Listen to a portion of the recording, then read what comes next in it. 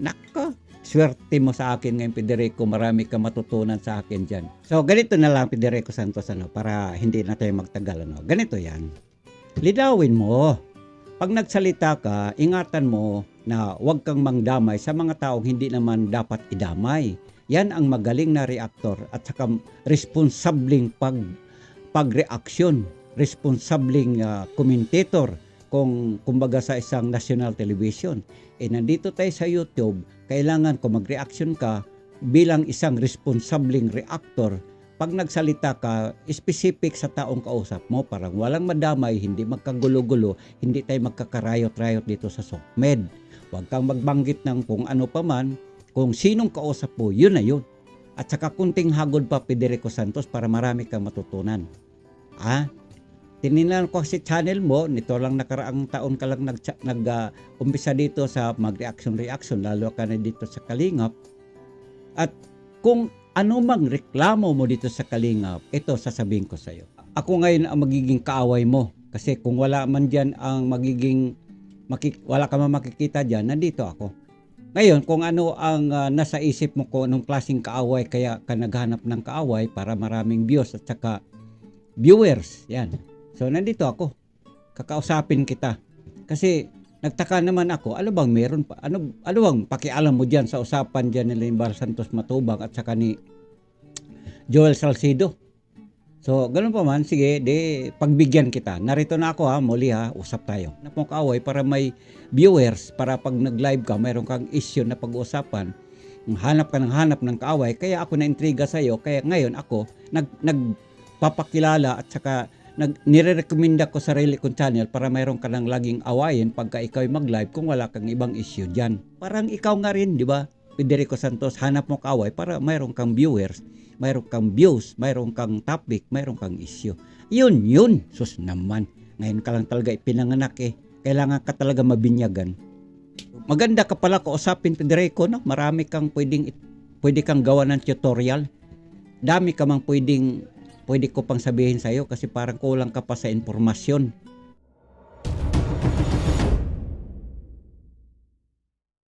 Ayan ang sinasabi ko sa iyo Federico Santos, ano na? Mukhang mamalas-malasin ka ngayon Lumabas na si Tatay Buwan TV, si Tatay Felix. At dahil dyan, mukhang ilalampaso ka sa tingin ko. Mukhang tuturuan ka, Federico Santos. Tuturuan ka ng mga leksyon na hindi mo pa natututunan simula nang ikaw ay makapag-aral.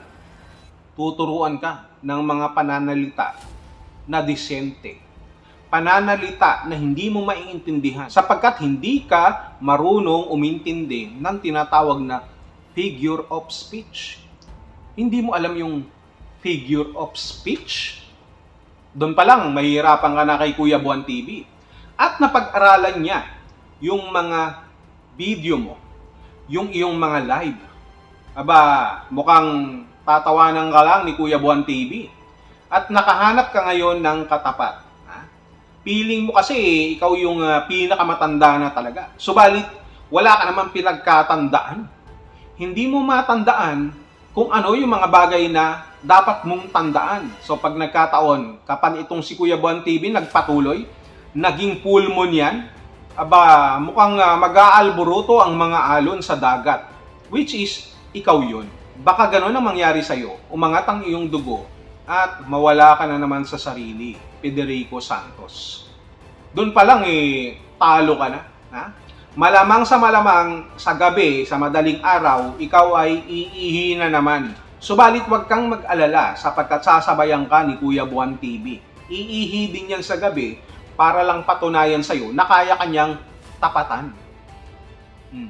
Kaya pa. Tatawa-tawa ka kasi. Ayan ang sinasabi ko sa'yo. No?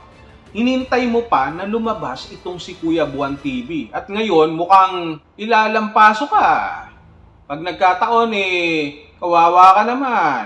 May nalalaman ka pa, napanood ko yun sinasabi mo nonsense yung sinasabi ni Kuya Buwan At ito pa ang malupit dyan, hindi ka na marunong gumalang sa mas matanda sa'yo. Nagpapanggap ka pa na suportahan natin na kailangan magkaroon ng views, no? Ganyan din ako dati. Yung mga ganun-ganun ba, para ipakita yung paggalang mo sa mas nakakatanda sa'yo, pero hindi. Sinabihan mo si Kuya Buwan na sa bawang utak, meron ng Alzheimer's disease. Walang kwenta yung mga sinasabi. Doon pa lang lapastangan ka ng matanda ka, Federico. Dapat sa'yo, pinapadapa ha? Siguro kulang ka sa hagupit ng sintron. Ano, Federico?